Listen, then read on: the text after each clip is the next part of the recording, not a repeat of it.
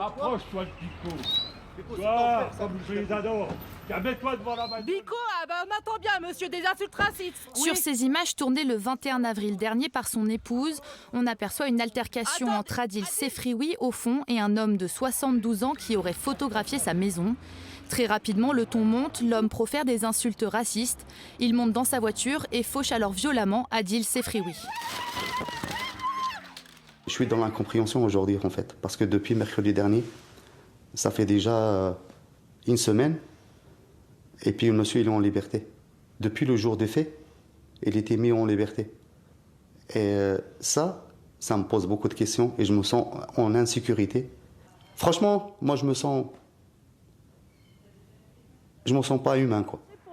Le prévenu reconnaît les faits, mais la défense justifie la décision de le laisser libre sous contrôle judiciaire. Madame le substitut de procureur, Madame Royer, a jugé que cet élément moral de l'intention manquait, si vous voulez, tout simplement. Et que, très visiblement, mon client n'avait pas l'intention de passer physiquement à l'acte. Dans cette affaire, il est en légitime défense. Il vient se défendre. Et c'est ce qui sera plaidé à l'audience du 28 mai prochain devant le tribunal. Une défense inacceptable pour l'avocat d'Adil Sefrioui qui envisage de demander une requalification des faits. Cet enregistrement vidéo fait très sérieusement penser à une tentative d'assassinat. Faut être clair. Hein. Je suis extrêmement surpris que cette personne n'ait pas fait l'objet d'une ouverture d'instruction. Extrêmement surpris que cette personne n'ait pas été placée en détention. Très clairement, hein.